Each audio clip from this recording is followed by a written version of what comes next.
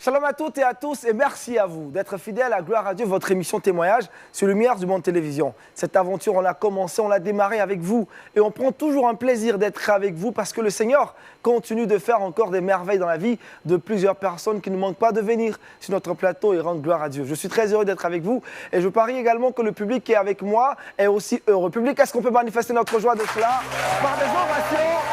Ovations publiques! Ovations publiques! Ovation, ovation, ovation, ovation, ovation publique, ovation. On va chanter l'hymne de cette émission. On est prêts les orchestres? C'est bon? C'est bon, on est prêts? Alléluia, on est bon? Faites-moi quelque chose déjà. Faites-moi quelque chose de Alléluia. Gloire à Dieu.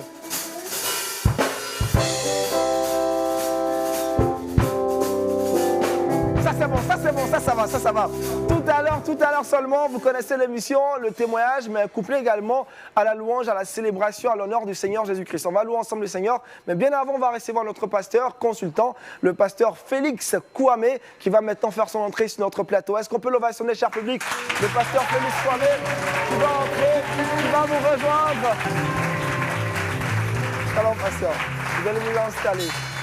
Voilà, je pense qu'on est tous là, on est tous heureux. Je parie que vous êtes en train de regarder cette émission, soit en famille, soit seul devant votre téléviseur. Je crois que cette émission vous fera du bien, augmentera votre foi, édifiera et affermira votre amour pour le Seigneur Jésus-Christ. Orchestre, alléluia, est-ce qu'on peut aller pour un cantique?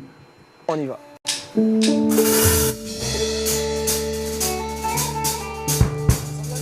Oui, ça va.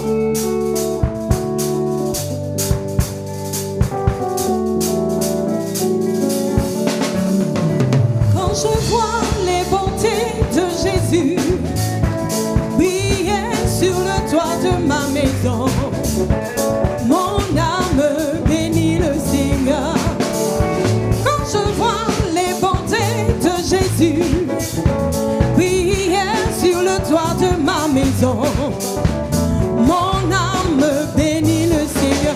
Quand je vois les bontés de Jésus briller sur le toit de ma maison, mon âme bénit le Seigneur. Oui, quand je vois les bontés de Jésus briller sur le toit de ma maison, mon âme bénit le Seigneur. Oh, mon âme bénit le Seigneur. Mon âme bénit le Seigneur. Mon âme bénit le Seigneur.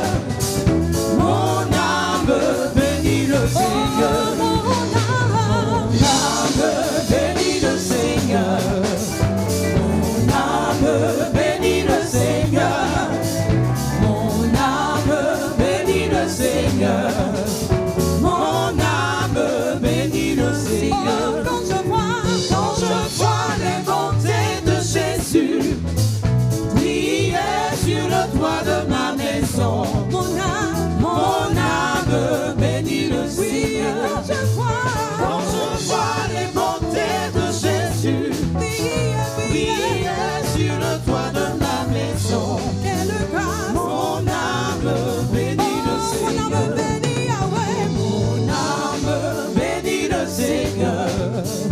Mon âme bénit le Seigneur. Mon âme bénit le Seigneur. Mon âme bénit le Seigneur. Mon âme bénit Jésus. Mon âme bénit le Seigneur. Mon âme bénit le Seigneur. Mon âme bénit le Seigneur. Mon âme bénit le Seigneur.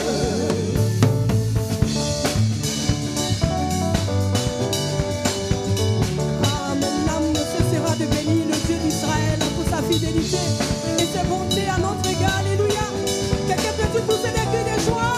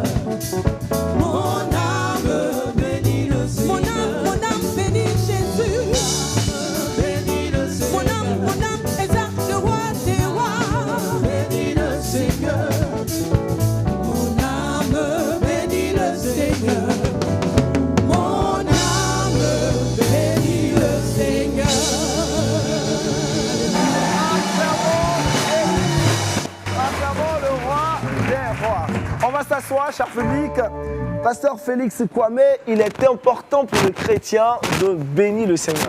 Tout à fait. Nous sommes créés à l'image de Dieu pour le célébrer. C'est cela. Vous savez, la seule chose que Dieu ne peut pas faire, c'est de s'adorer lui-même. Il a créé les hommes à son image pour que nous puissions l'adorer. Parce que Dieu lui-même veut dire objet d'adoration. Donc, nous sommes là pour adorer Dieu. Alléluia! Alléluia! Oh, alléluia! Oh, alléluia! Oh, alléluia! Oh, alléluia! Alléluia! Alléluia!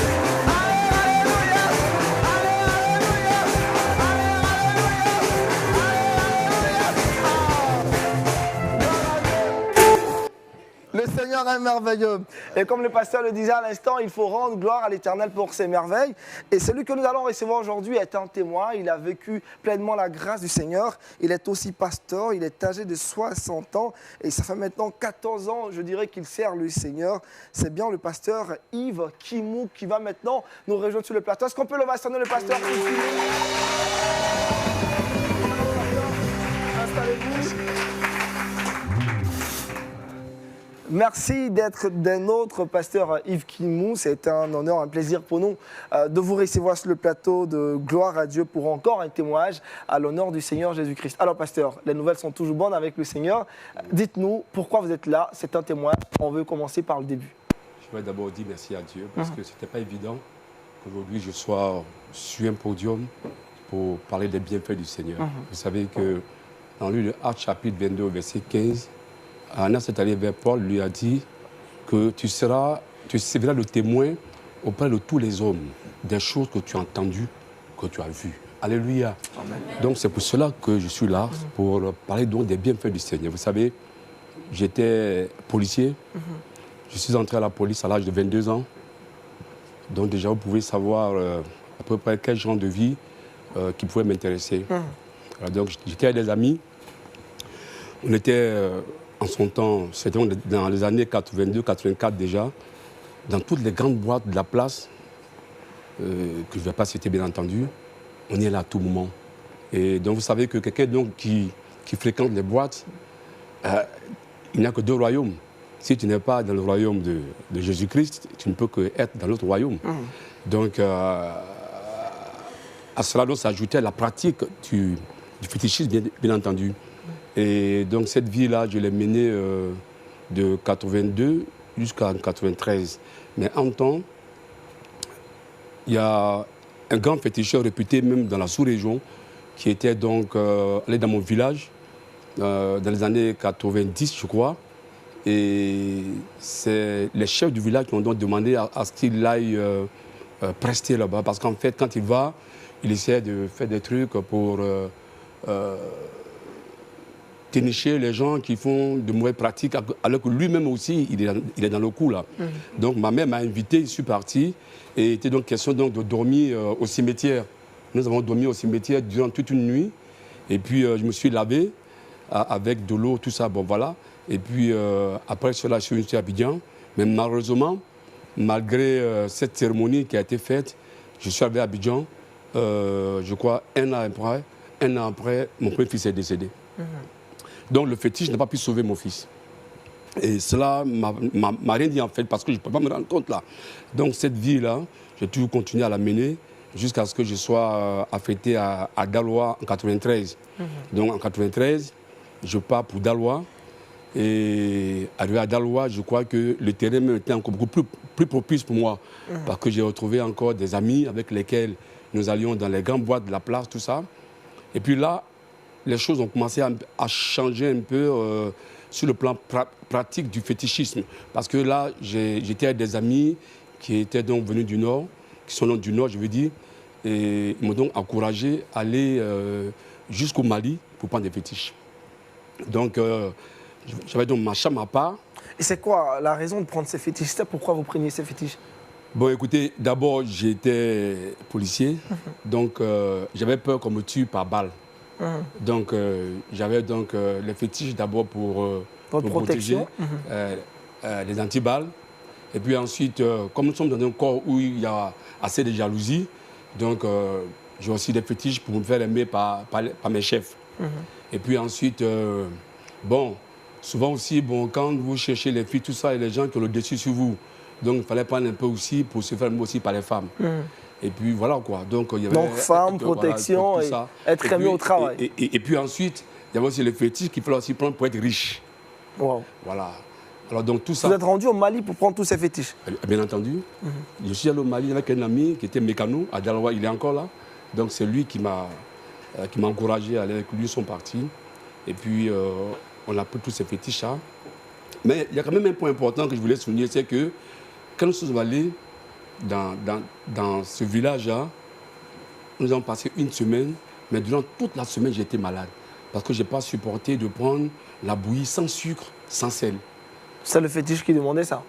Non, mais c'est les villageois, ils n'avaient mieux que ça. Donc c'est ce qu'ils ont proposé. Alors que moi, bon, moi je suis attiré, je suis habité à Mofoutou, tout ça. Bon, donc prendre, voilà, donc c'était compliqué pour moi, quoi. Donc j'avais le ventre ballonné. Donc le fétiche était dans le coffre. Donc ils sont venus jusqu'à Daloa. J'étais vraiment malade. Et mon ami a été donc obligé de détendre le siège du copilote pour que je puisse me coucher. Moi, durant tout le voyage, on a passé 1 nuit et demie pour arriver à Abidjan, à Daloa, je vous dis. Alors donc on arrive. Donc mon épouse se rend compte que je suis arrivé, elle est venue vers moi, et puis voilà, et elle m'a vu tout malade, mais elle m'a aidé à descendre de la voiture, mais dans la maladie, j'ai demandé à ce qu'elle prenne mon fétiche qui est dans le coffre. Le fétiche était là, mais j'étais malade, ça ne pouvait rien faire. Bon, donc voilà quoi, donc nous avons donc mêlé cette vie-là, et puis nous sommes passés à une autre étape où, en 98, j'ai été affecté à Boisseau. Donc c'est véritablement à Boisseau que tout va se dessiner. Mais bien avant déjà, votre vie de policier, c'était une vie de femme, plusieurs relations extra-conjugales, c'est cela? J'avais un surnom, c'était Aves de Paris. Pour dire quoi en fait, c'était... Bon, mais quand vous allez dans les boîtes, bon, tu fais la taille, ça fait 150 000 francs, bon, donc en fait, tu as la coup, quoi. Donc tu viens déjà, donc depuis là déjà, le DJ dit qu'il y a quelqu'un de grand qui arrive, alors que j'avais juste un V seulement. Un V seulement. Mais votre argent provenait d'où? C'est la route. Donc la corruption? Mais, bien entendu, mais moi j'ai combien? Le racket, tout ça. On a combien? Mais donc tu vas sur la route, tu raquettes bien là. Et puis maintenant, quand tu es un peu, c'est-à-dire tu es commis samedi, tu mets tout ça en poche, maintenant tu vas te faire valoir dans les boîtes. Donc c'est ce qu'on faisait. Voilà. Donc, arrivé donc à Boisseau, donc je vous l'ai dit, donc les données vont changer un peu. Parce que là, chaque ville a ses réalités. Donc j'étais à Boisseau. À Boisseau, à quelques 60 km de Noé. Et j'ai donc compris qu'en faisant du trafic, tout ça, ça donc me fait du bien. Parce que les commerçants qui venaient de Lomé venaient avec des bagages. Donc nous aussi, on se faisait fort de les aider en faisant office de transitaire. Donc c'est ce que je faisais, donc ça me rapportait assez d'argent. Je pouvais par exemple travailler demain matin, mais déjà cette nuit-là, même quand je descends à 18h, je vais prendre le bagage à Noé, je vais sur Abidjan, je parte l'amener à ma copine, à 4h du matin, je prends ma voiture, à 1h30, je suis à Boisseau, je suis sur les rangs. Donc voilà la vie que j'ai menée. On va marquer un arrêt là. Pasteur, hors de Christ, on peut se livrer à toutes sortes de dépravations. Naturellement. Naturellement, en écoutant le pasteur Yves, on voit qu'il est pleinement vraiment dans la vie de débauche qui est inhérente à tous ceux qui ne connaissent pas Christ véritablement. Il était fonctionnaire, mais cela ne l'a pas empêché de vivre la vie de perversion, de débauche, de fétichisme et de toutes ces choses. Pour dire qu'en dehors de Jésus, il n'y a véritablement pas de liberté parce qu'il y a des choses. C'est un être humain. À un certain moment, il a dit d'entrée de jeu qu'il était marié. Il avait une femme qui aimait Christ. Il a même dit hors antenne que sa femme était convertie, elle aimait le Seigneur. Mais lui, il n'aimait pas le Seigneur. Et il se vautrait dans la perversion, dans la débauche, dans la corruption, dans le fétichisme et dans toutes ces choses. C'était le propre de l'homme. En dehors de Jésus, vous n'avez vraiment pas la possibilité de vous ranger. Vous pouvez avoir la belle femme, la plus belle femme. Les gens disent souvent, non, c'est parce qu'il n'est pas marié qu'il court les femmes. Lui, il était marié. Il avait une femme. Mais il courait les femmes parce que le péché vous rend esclave. Vous êtes esclave du péché. La Bible dit que ce qui a triomphé de vous vous rend esclave. Donc, quand il disait aux Juifs que vous êtes esclaves, ils ont dit non, nous sommes de la postérité d'Abraham. Mais vous pouvez être chrétien, aller à l'église, avoir une religion, être baptisé, être même confirmé et être esclave du péché. C'était son cas. Pasteur, déjà, en fait marquant, quand il est revenu du Mali, on dira qu'il y avait le fétiche dans le véhicule. Tout à fait. Mais il était souffrant. Oui, mais parce que le fétiche ne peut pas vous garantir la santé. Il a dit lui-même, aujourd'hui les pasteurs, il comprend mieux. Le fétiche qui devrait vraiment le porter, le garder, le sécuriser, lui donner la santé.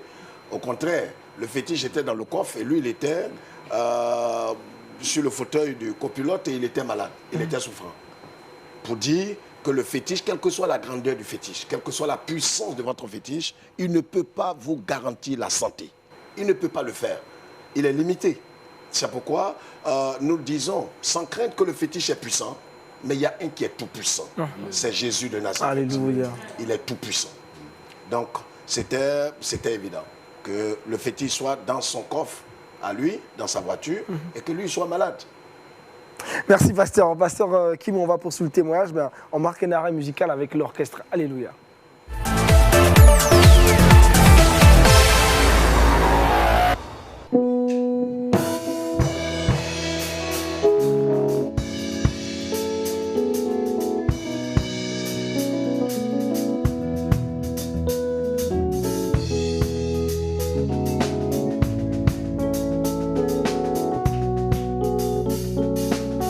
Oh Jésus, oh mon Dieu.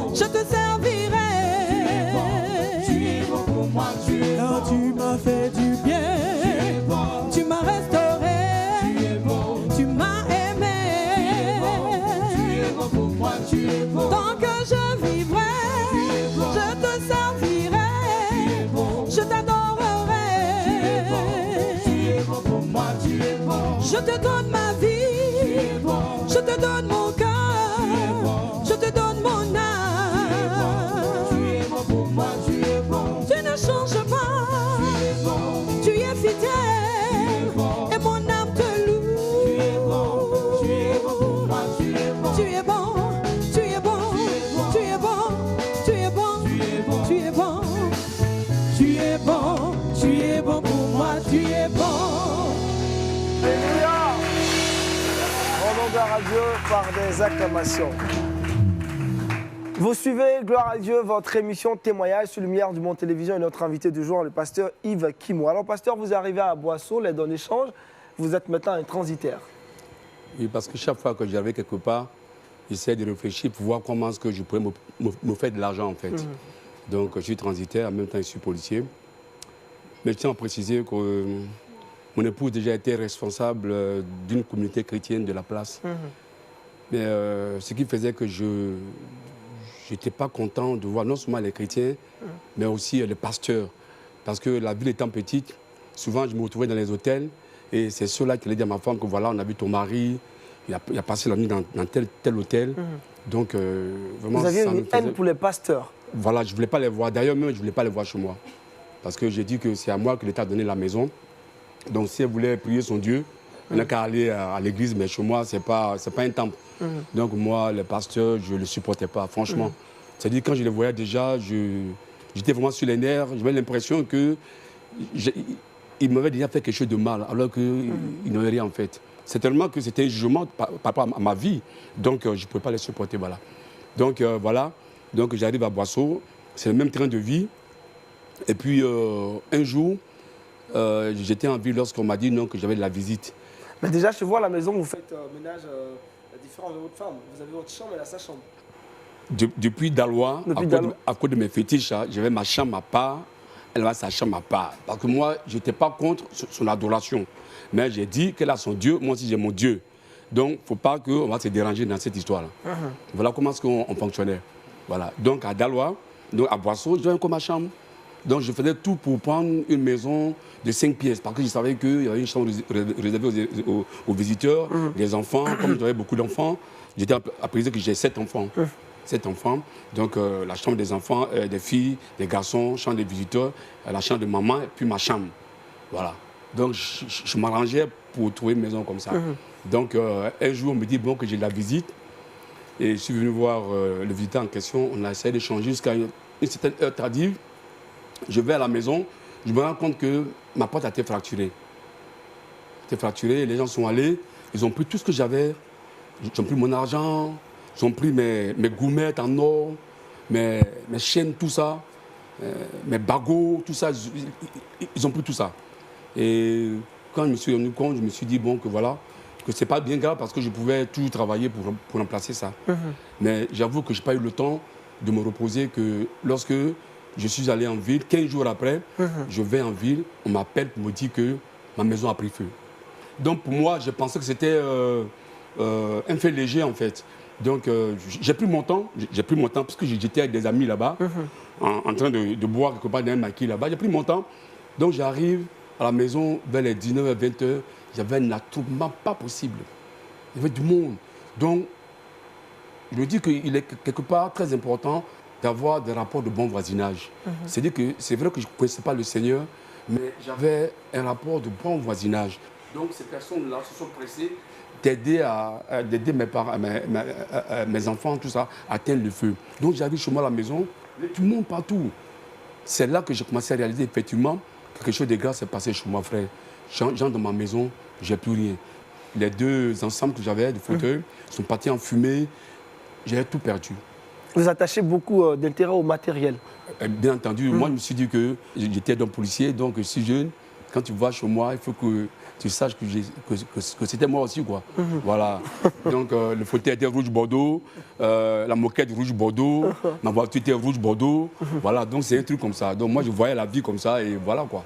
Et puis j'arrive, la maison a pris feu et j'ai commencé quand même à réfléchir un peu. Mais malgré cela, je ne me suis pas retenu. Les jours qui ont suivi, 15 jours après, on me désigne sur la route de Kenyabo à Boisseau, quand on va à Noé. On me désigne là-bas. Vers les 4h du matin, j'ai un ami qui était de garde au poste de police qui m'appelle pour dire bon, Ives, écoute, ton magasin de vêtements a été cambriolé. Donc je prends des gens, on vient, effectivement, ils m'ont tout pris parce que je vendais tous les habits des femmes, des hommes, tout ça. Bon, les gens ont tout pris, ils sont partis avec. Donc, les choses ont commencé à vraiment m'inquiéter. Vraiment, les choses ont commencé vraiment à être difficiles pour moi. Donc, j'ai vu en face du commissariat, il y avait donc un imam qui était là et qui me connaissait très. Parce que moi j'essaie de faire partout, de taper à l'œil. Chaque fois qu'il y a les fêtes de tabaski ou bien un truc comme ça, j'achète du sucre, je donne. Voilà quoi, les musulmans, je passe partout. Moi c'est comme ça. Et puis, quand il a appris effectivement que ma maison est partie en fumée, donc il m'a proposé un studio. Un studio, on était 14 personnes. Donc, vraiment, je me voyais très mal de partager le studio avec mes enfants, tout ça. Donc, j'ai dû aller chez un jeune coiffeur. Et puis, voilà, quoi, je suis allé, j'ai passé la nuit pendant une semaine. Et puis, une nuit, alors que je n'étais pas encore endormi, sa copine est venue et puis elle dit par la fenêtre, mais lui, c'est un policier, si sa maison a pris feu, il a qu'à se débrouiller, il n'y a pas à m'empêcher de venir dormir là avec toi. Moi, quand j'ai appris ça, j'ai été choqué. Et puis le lendemain, poliment, j'ai demandé aux jeunes que bon, ça va, je me débrouille. Votre famille était où pendant ce temps? Comment? Votre famille? Ma famille était dans le studio que l'imam m'a donné. Donc, tous étaient dans le studio là-bas. Donc, moi, j'étais devenu comme un oiseau. Donc, aujourd'hui, je dors ici, demain, je dors là-bas. Voilà, quoi, c'est dans la ville. Pendant ce temps, vos fétiches étaient où? Hein? Vos fétiches? Mais vos fétiches avaient brûlé aussi? Mais les fétiches sont partis en feu, en fumée. D'accord, pasteur Kwame Félix, les fétiches sont partis en fumée. Ouais. Oh, oui? Oui, non, j'arrive. Une partie est partie en fumée. Mais quand même, il y a une autre partie quand même qui a été sauvegardée. Voilà. Parce que quand j'ai vu maintenant une autre maison de fonction, je suis parti avec ce reste-là. Mais c'est ce reste-là qui était pour moi l'essentiel. Vous comprenez ce que je veux dire? Donc, je suis là-bas. Donc, dans la maison, il n'y a plus de chaises, il n'y a plus de fauteuils. J'avais juste quelques 4 ou 5 tabourets. Et voilà, donc, c'est dans cette ambiance-là que j'ai un ami d'enfance avec qui j'ai fait le CP1 jusqu'en terminale. Et qui était donc au Trésor. En ce moment, il était déjà inspecteur en son temps. Il a appris qu'effectivement, j'ai connu des moments vraiment difficiles. Et il m'a appelé, il a dit, bon, qu'il venait me voir. Je me suis dit, ah, ben ça, c'est une occasion qu'il faut choisir. Et il faut saisir. Parce que je sais qu'il y a d'autres trésors. Vraiment, il sait qu'il a un peu. Donc, je me suis dit que s'il venait, il allait me donner un peu dans tout ça. Donc, quand ils sont venus, le 4 août 2001, ils sont arrivés à Boisseau. Dans mes difficultés, là, je les ai invités en boîte sur la route de Noé. Il y avait une boîte de nuit, on appelait Coup de frein. Donc, je les ai invités là-bas. J'ai invité aussi une copine qui est partie de Bonnois, donc nous rejoignons. Parce qu'enfin, mon épouse, elle était chrétienne. Donc, tu lui demandes certaines choses, elle me dit, elle ne peut pas. Elle ne va pas en boîte, elle ne va pas au cinéma, tout ça. Bon, je lui dis, mais si tu ne vas pas au cinéma, moi, je ne suis pas dans le même truc que toi. Donc, moi, je m'en vais. Avant de poursuivre, pasteur Yves, on va s'arrêter déjà sur le fait que malgré toute la foi qu'il a accordée aux fétiches, quand la maison brûle, il y a aussi des fétiches qui vont... N'est-ce pas? Écoutez, les fétiches, nous l'avons déjà dit, les fétiches ne sont que la fabrication des êtres humains. Peut-être peut-être d'esprits maléfiques. Autour, les fétiches ne peuvent absolument rien faire. Absolument rien faire. Vous savez qu'il y a eu un défi comme ça dans la Bible. Au temps du prophète Élie, avec les prophètes de Baal, tout ça, les fétiches n'ont absolument pu rien faire. Avec Gédéon, c'était pareil. Quand les habitants du village où était Gédéon sont allés perturber son père pour lui dire, voilà que ton fils est en train de faire ceci ou cela, le fétiche en question n'a pas pu faire quelque chose. Et dans le témoignage du pasteur Yves, on voit que tous ces fétiches qu'il a fait venir du Mali et autour, il y avait une grande partie de ces fétiches-là, qui sont allés en fumée. Les fétiches n'ont pas pu se sauver, à plus forte raison sauver quelque chose. Les fétiches pouvaient quand même l'interpeller ou sauver quelqu'un ou faire quelque chose. Les fétiches ne peuvent pas. Voyez, c'est pour dire que vous ne pouvez aucunement placer votre confiance dans des objets faits de main d'homme qui ne peuvent voir, qui ne peuvent marcher, qui ne peuvent, même s'ils arrivent, ils font des tentatives de marcher et de faire des choses, mais ils ont été fabriqués par des hommes. Voyez, et ces choses-là ne peuvent absolument pas vous apporter ni la protection. Vous avez vu, ces déboires avaient commencé déjà. Malgré tout ce qu'il faisait, il s'est transformé, il était policier, il se transforme en transitaire pour escroquer, dépouiller et faire toute cette vie, mais absolument pas. Ces fétiches sont partis, il a commencé à avoir des années, mais vous allez voir que Dieu souverain était en train de le conduire allègrement vers le salut. Pasteur, précisons aussi qu'il accordait une grande importance aux biens matériels. Oui, tout à fait. Vous savez, quand vous menez une telle vie de débauche, de dépravation, vous ne pouvez pas vous contenter de ce que vous avez comme solde, vous avez comme salaire. Hein? C'est ce qui arrive aujourd'hui. Quand Jean-Baptiste avait reçu tous ces gens, les soldats, les militaires et tous ces gens qui étaient venus aussi se faire baptiser, il leur a dit une seule chose, contentez-vous de votre solde. Malheureusement, aujourd'hui, dans tous les pays du monde entier, vous allez voir que les hommes, et principalement ceux qui sont des forces armées, les policiers, les militaires, au tout étant, ne se contentent pas de leur solde parce qu'ils se disent qu'ils ont la possibilité, l'occasion de racketter les honnêtes citoyens. Ils peuvent avoir de l'argent, ils peuvent se faire des sous. Quand vous avez écouté le pasteur Yves, et ils pouvaient avoir 200, 500 000 francs, voire 1 million. Ils pouvaient brader toutes ces choses dans une boîte de nuit. Et le lendemain encore, il avait de l'argent. Alors, cela l'amenait à ne pas se contenter de son salaire. Et puis, allez, il accordait beaucoup de choses parce qu'il s'est dit qu'il fallait se faire voir. Il fallait frapper dans l'œil des jeunes filles. Et autour, c'est cette vie-là. Parce que la débauche va de pair avec l'amour du matériel. Vous ne pouvez pas aimer un sans aimer l'autre. Voyez, et ça vous rend esclave. Et plus vous cherchez, parce que les choses sont dépassées. Vous avez, il parlait tout à l'heure d'une voiture Bordeaux, les fauteuils Bordeaux, ceci, mais tout est dépassé. Parce qu'aujourd'hui, vous avez quelque chose de Bordeaux, demain, c'est quelque chose de gris qui arrive. Alors, vous êtes obligé, dans l'obligation de changer. La mode rend esclave quelque part. C'est pourquoi la Bible dit tout est vanité, et vanité des vanités, tout est vanité.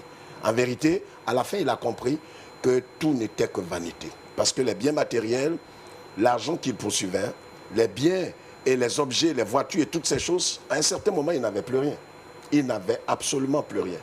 Et c'était la voix du Seigneur. La voix du Seigneur. Après quelques interrogations, on reviendra. L'orchestre Alléluia, un cantique.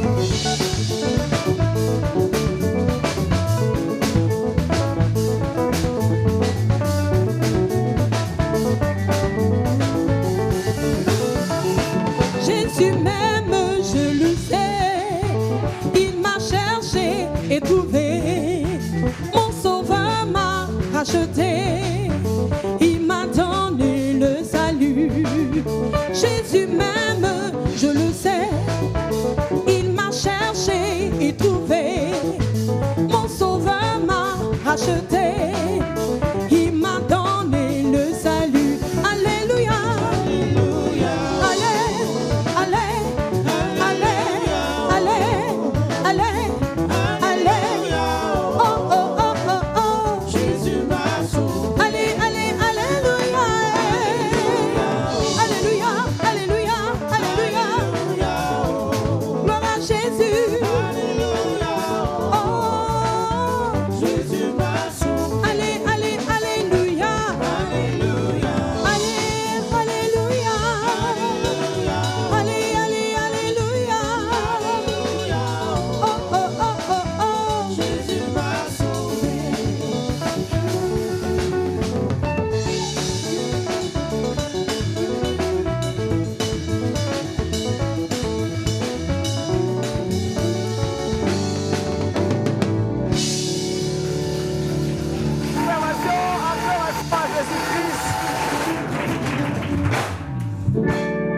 retour sur le plateau, on dira de gloire à Dieu. Bien poursuivre le témoignage du pasteur Kimou. Alors, pasteur, vous recevez votre ami qui travaille au trésor dans une boîte de nuit et puis vous invitez votre copine, c'est cela? Oui, bon, donc, il m'a appelé parce qu'effectivement, j'ai traversé des moments difficiles. Et quand ils sont venus, j'ai dû les inviter en boîte. Et j'ai aussi invité une amie qui était donc, dans une ville là, qui est donc venue nous rejoindre. Donc, on a passé la nuit là-bas, bien entendu. Donc, le matin, ils sont venus à la maison. Mais dans le programme était prévu que mon cousin et sa femme retournent à Abidjan le dimanche. Mais contre toute attente, mon cousin est resté là jusqu'à... Parce que je leur ai pris une chambre d'hôtel. Ils sont restés jusqu'à 17h. Et moi, je devais faire la nuit ce jour-là. Donc, il m'approche pour me dire « Ah, Yves, je te souhaiterais compris. » Donc, quand il m'a dit ça, j'ai tiqué un peu. Je suis resté un peu, 1 minute comme ça, sans rien dire.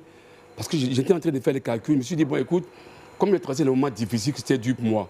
C'est mon frère, on a tout fait ensemble. Parce que lui, il a eu le bac, il n'a pas eu le bac. Donc, moi, je suis à la police, lui est allé au trésor. Bon, c'est tellement qu'il est venu à un peu d'argent. Donc, si je refuse de prier, donc, il ne peut ne pas me donner l'argent. À l'intérêt encore, voilà. Même dans la prière. Voilà. Donc, dans ma pensée était figée. Je me suis dit que si je refusais, lui, il a dit, bon, voilà, moi, je t'envoie l'argent certainement. Comme tu as pu de prier, je ne donne plus l'argent. Donc, voilà comment, finalement, j'ai accepté poliment de prier avec lui. Et il a dit, bon, je lui ai dit, bon, comme je fais la nuit, il a dit, bon, il n'y a pas de problème. Alors, moi, ton chef de brigade, je vous assure. Il m'a donné la clé de sa voiture, la BM, c'est moi qui la conduisais. Nous sommes partis de la maison au poste de police. On a donc trouvé le chef de brigade qui était là. Et on l'a approché. Je lui ai dit, ah, chef, il y a mon frère qui est venu. Mais comme ces derniers temps-là, j'ai connu vraiment des événements douloureux, il veut bien qu'on prie ensemble. Il dit, mais non, il n'y a pas de problème. Si c'est pour prier, vous pourriez y aller. Moi, je suis chrétien aussi. Alors qu'en réalité, il n'était pas. Moi, je vais chez lui, il a un tas de fétiches comme ça. Il avait une natte comme ça, et puis là, des statues comme ça, des femmes, des saints, partout. C'était mes trucs là. Parce qu'en fait, j'avais 2 domiciles. J'ai une copine, disons, ma deuxième femme qui était à derrière l'eau, à Boisseau, à derrière l'eau. Donc, je lui ai pris un studio là-bas. Donc, dans ce studio-là, c'est là qu'était mon chef aussi. Donc, lui et moi, on était amis. Donc, moi, je le connaissais. Donc il peut me dire qu'il est chrétien, alors que chez lui, je vois les fétiches partout. Donc, il me dit, bon, qu'il n'y a Vous pas avez de trouvé ça bizarre? Hein? Vous avez trouvé ça bizarre? Bon, en fait, moi, je dis, bon, quand cela le tienne, moi, l'essentiel, c'était d'aller prier puis avoir un peu d'argent à mon cousin. Voilà, donc, moi, l'essentiel, c'était de prier, faire semblant de prier, et puis avoir l'argent à mon cousin. Donc, pendant que j'ai donc obtenu la permission de la part de mon chef, j'ai une copine qui était donc secrétaire d'une société de transport à Boisseau qui était venue, elle était assise sous l'arbre, vous allez aujourd'hui, l'arbre est toujours là. Elle était assise là, je lui ai fait un clin d'œil, il dit, bon écoute, je vais prier dans 5 minutes, je reviens. Donc, attends-moi là, tout à l'heure, je vais venir, puis on va partir. Je vous assure que c'est la première et la dernière fois qu'en dehors de ma femme, j'ai donné rendez-vous à une femme. Amen. Qu'est-ce qui s'est passé? Qu'est-ce qui s'est passé? Maintenant, j'en viens. Et nous partons de là, puisque j'occupais une maison dans laquelle il n'y avait plus de fauteuil, il n'y avait plus rien. On avait 4 tabourets ou 5 tabourets à la limite. Et j'entre dans la maison de mon cousin, il était auprès de moi. Et nous marchons comme ça. Mon épouse était assise avec l'épouse de mon cousin quelque part au fond là-bas. Mais je ne sais pas par quel mécanisme elle est venue se joindre à nous sans que mon épouse ne vienne. Tout ça, je ne me suis pas rendu compte. C'est plus tard qu'elle a dit qu'elle savait que si elle venait, que moi, j'allais refuser de prier. Effectivement, j'allais refuser de prier. Parce que moi, j'ai dit que les trucs passent trop le temps, écrit oh, que moi, je n'aime pas trop ça. Qu'elle peut rester calme, prier, mais pourquoi? Qu'elle prie au nom de Jésus. Donc moi, je ne supportais pas toutes ces choses-là. Donc, ils m'ont pris comme ça, je les ai suivis comme ça, et ils sont entrés dans le salon. Et puis voilà, mon cousin me dit, bon, mets-toi en face de nous. Je me suis mis en face d'eux. Donc moi, j'étais d'un côté et ils étaient de l'autre. Et puis il m'a dit, bon, de me mettre à genoux. Je me suis mis à genoux. Eux aussi, ils sont mis à genoux. Sa femme était à côté de lui. Et puis il m'a dit, bon, ferme les yeux. Je ferme les yeux. Eux aussi, ils sont mis à genoux, je ferme les yeux. Et puis ils sont là. Ils prient. Après, ils disent au nom de Jésus. Je dis, mais depuis, les gens prient là. Là, on fait au nom de Jésus, ça ne finit pas. Alors que ma copine m'attend là-bas, je fais comment? Donc j'ai ouvert un œil comme ça. C'est-à-dire, comme on dit de fermer les yeux, je ne voulais pas qu'ils se rendent compte que j'ai ouvert les yeux. Donc j'ai ouvert un œil légèrement comme ça pour voir l'heure qu'il était. Il était 19h05, je vous assure. Dès que j'ai ouvert l'œil, dès que j'ai fermé l'œil, je n'ai plus rien vu. Je n'ai plus rien vu. Je n'ai plus rien vu. Et j'ai eu l'impression qu'il y a eu... qu'est-ce que je veux dire une détonation, comme si les gens ont laissé exploser une bombe autour de moi. Et puis je suis tombé. Quand je suis tombé, j'ai commencé à rouler la tête. J'ai commencé à crier au secours, je meurs. Après, j'ai pris un natier. Donc, tout ce qui était autour de moi, là. Donc, tous les voisins étaient perchés à leur balcon en train de voir ce qui se passait. Parce que les gens me connaissaient d'habitude. J'étais quand même quelqu'un de bien gentil. Mais vraiment, on n'a pas annoncé un décès. Et puis, comme tout entend, on voit quelqu'un qui a ma forme là, en train de crier oh, pardon, venez, tout ça au secours. Donc, c'est mon épouse qui a entendu les cris. Et puis, elle est venue. Quand elle est venue, vraiment, j'ai trouvé un peu de soulagement quelque part. Je pensais qu'avec elle, je pouvais être sauvé. Donc, quand elle est venue, parce que toujours je lui disais que, comme elle dit, elle va à l'église, son Dieu est mon Dieu, là, un jour les deux vont se rencontrer. Mais quand son Dieu est venu là, moi je me suis couché. Amen. Je n'ai rien vu dedans même. Alléluia. Donc j'étais à terre, et puis elle aussi elle est venue, elle ne comprenait pas. Non, elle demande à mon cousin et sa femme, mais qu'est-ce que vous lui avez fait? Donc elle dit, mais non, on tenait de prier comme ça. Il était là-bas, on tenait de prier. Il a fermé les yeux, et puis un coup, on se rend compte qu'il est tombé, il est en train de crier au secours, au secours. Alors donc, quand elle est venue, donc finalement, j'ai ouvert les yeux et puis je suis entré dans ma chambre. La porte du salon était à côté. Je ne sais pas pourquoi je ne suis pas sorti par la porte du salon. Mais ça m'a orienté vers la chambre. Et donc je suis allé, je me suis assis sur mon lit, le dos au mur comme ça. Ce que je vous dis aujourd'hui, c'est la vérité, rien que la vérité. Sinon qu'il est possible pour un homme du matin au soir de changer de vie et puis avoir un ministère. Ce n'est pas possible. C'est que quelque part, l'infinie grandeur de sa puissance a été déployée et elle a agi efficacement par la vertu de sa force. Amen. Alléluia. Amen. Donc, je vous assure, j'ai le dos au mur et puis je commence à pleurer et je sens que j'ai l'impression qu'on m'a branché l'électricité dans mon corps. Donc mes larmes coulaient, mes salives coulaient, ma salive coulait et mes mots, tout ça coulait.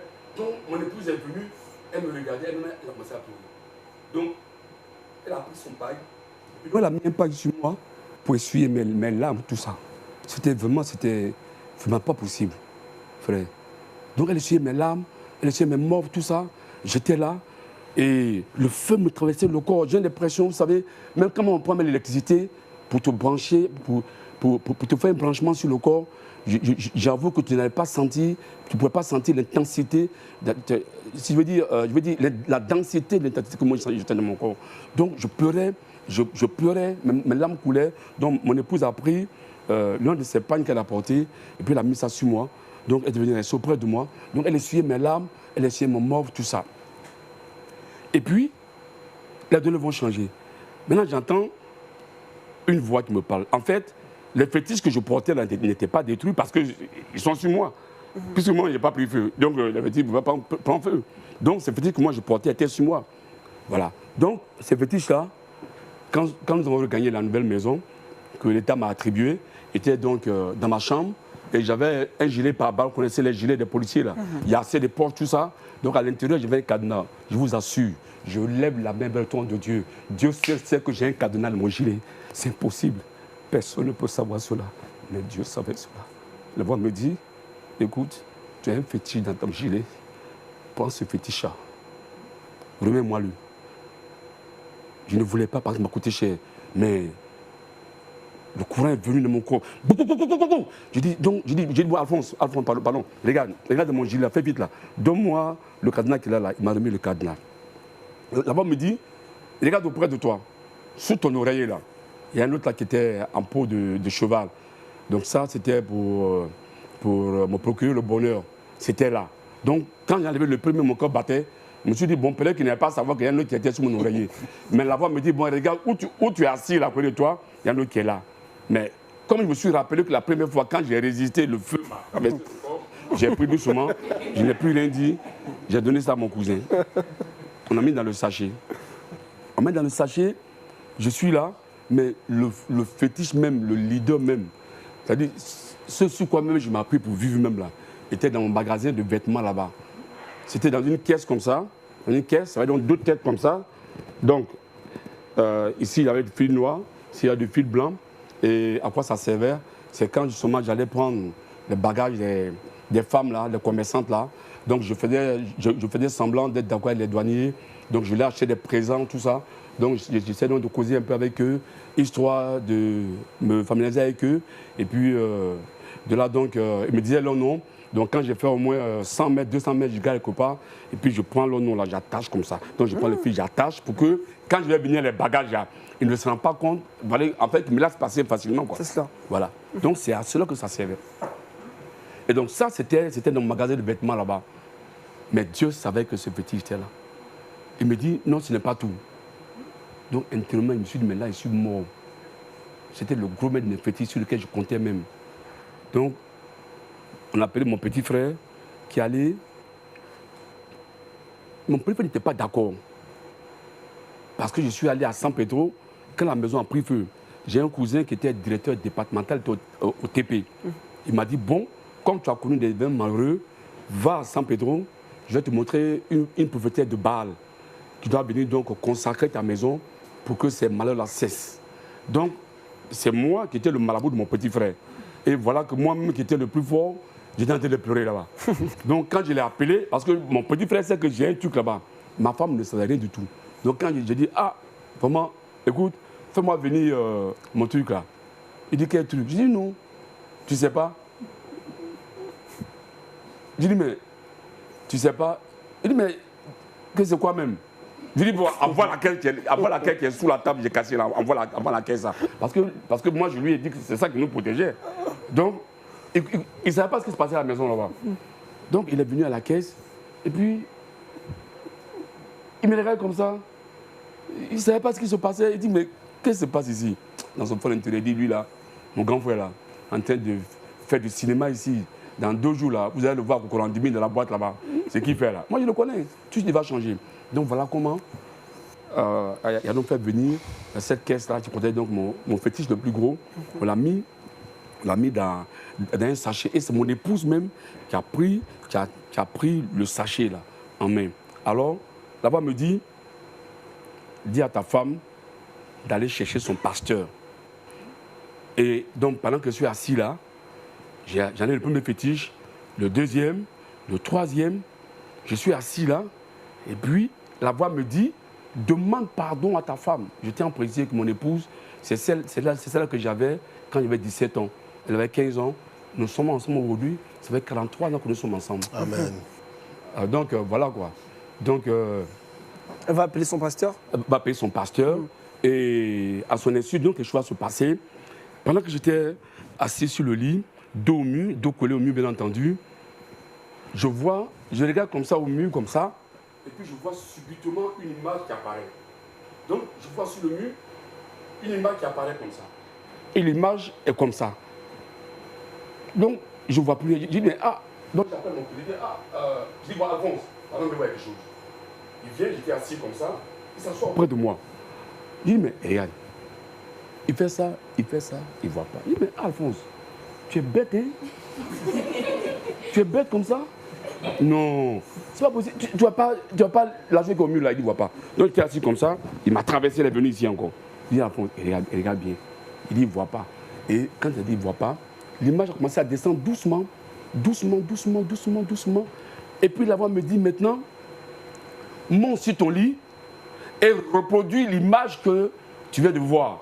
Pour que les gens sachent que c'est moi qui te parle. Alléluia. Donc je monte sur le lit tout tremblant. Donc je mets les pieds comme ça écartés. On dit non, croise les pieds. Donc j'ai croisé les pieds et j'ai donc reproduit la même image. Je m'assois, la voix me dit, dis à ton cousin qui est en face de toi. En face de toi, il sera nommé de façon imminente. Je dis à ton cousin, dis le mot imminent. Il me dit le mot imminent veut dire que quelque chose va se passer si tu viens, ça va prendre du temps. Le Seigneur m'a appelé le 5 août 2001. 10 jours après, mon cousin a été nommé attaché financier de l'ambassade de Côte d'Ivoire. Amen. Amen.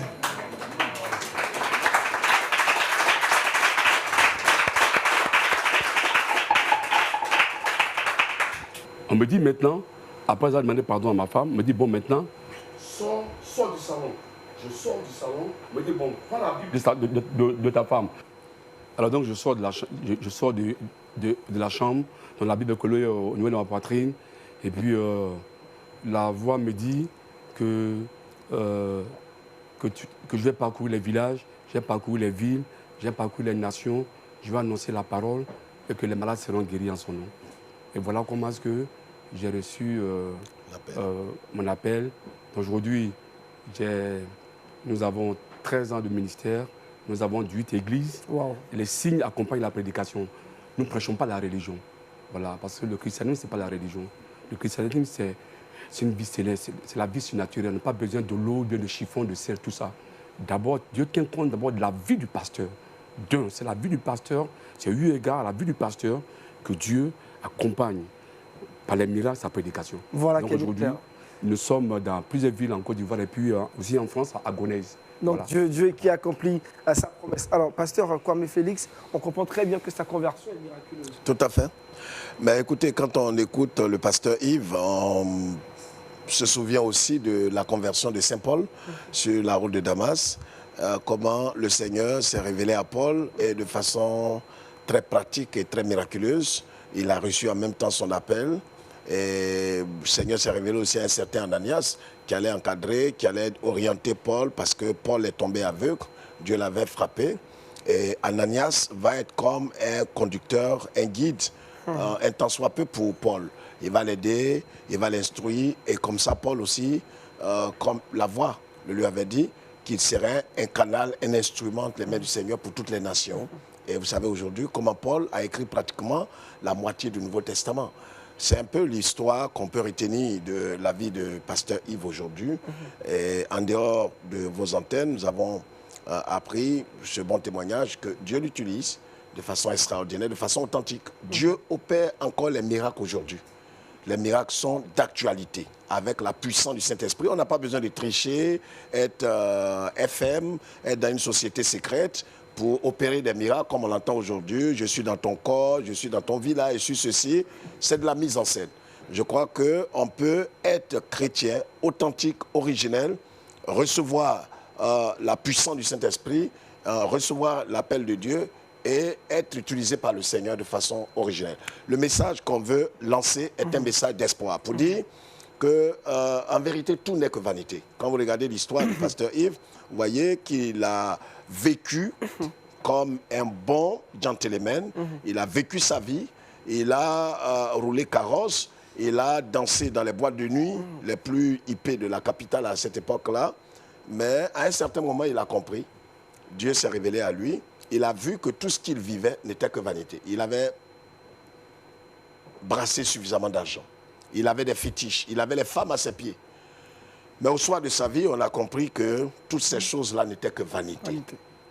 Et la Bible dit que vanité des vanités, tout est vanité. Et tous ceux qui nous suivent aujourd'hui, si vous avez réellement écouté attentivement le témoignage du pasteur Yves, il faut vous dire que la vie que vous menez aujourd'hui, que vous soyez riche, vous soyez nanti, vous avez vu des artistes sur le continent africain qui ont fait leur temps, qui ont brillé comme des étoiles, mais qui au soir de leur vie étaient les plus misérables que la terre ait connus. Ces choses ne peuvent pas vous procurer le vrai bonheur. Vous voyez ces artistes mondialement connus qui sont sur les scènes, mais quand ils se retrouvent seuls, ils n'ont pas la paix de Dieu. Certains se sont suicidés. Aujourd'hui, si vous entendez ce message, sachez qu'il y a quelqu'un qui peut vous donner le vrai bonheur. Le vrai bonheur ne se trouve ni avec les fétiches, ni dans la débauche, dans la perversion, dans le sexe, dans le tabac, dans l'alcool. Absolument pas. Yves a vécu toutes ces choses, mais il n'avait pas le bonheur, il n'avait pas la paix du cœur. Nous voulons ici profiter de l'occasion aussi pour tirer vraiment notre chapeau à son épouse qui était chrétienne, qui n'a pas fait comme certaines femmes qui, aujourd'hui, dès que leur mari n'est vraiment pas dans la voie qu'elles ont suivie, elles abandonnent cet homme sous prétexte que leur Dieu leur aurait dit d'aller se marier à un chrétien comme eux. Elle est restée ferme. Aujourd'hui, je crois qu'elle est en train de bénir le Seigneur. Et nous disons qu'il faut rester ferme au Seigneur. Venez à Christ aujourd'hui, il vous donnera la paix, il vous donnera le salut, il vous donnera la protection, il vous donnera la guérison si vous êtes malade. Et puis le tout est que si vous quittez cette terre, en étant en Christ, vous entrerez dans le royaume de Dieu avec la paix du cœur. Soyez bénis. Merci, pasteur Kwame Félix. Ça s'applaudit, tout ce qu'il vient de dire.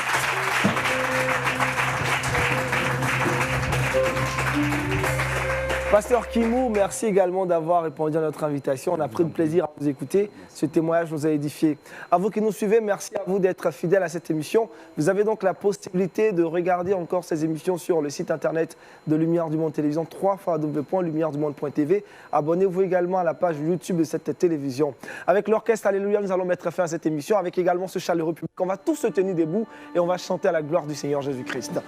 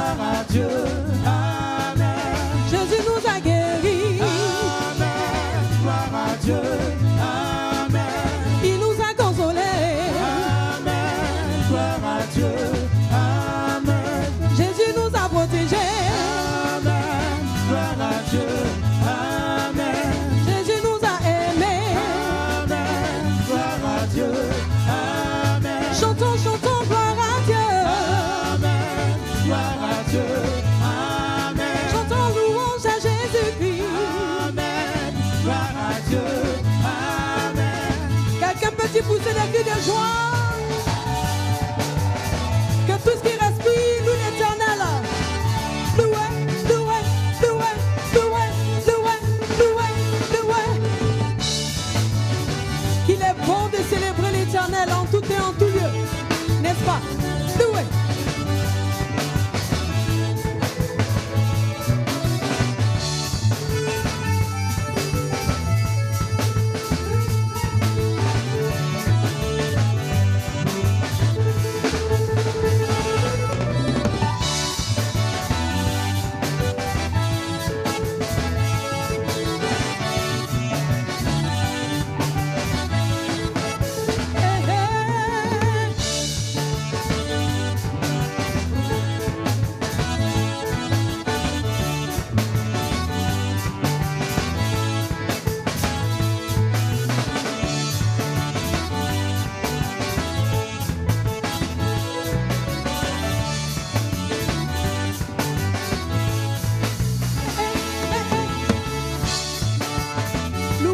Jésus.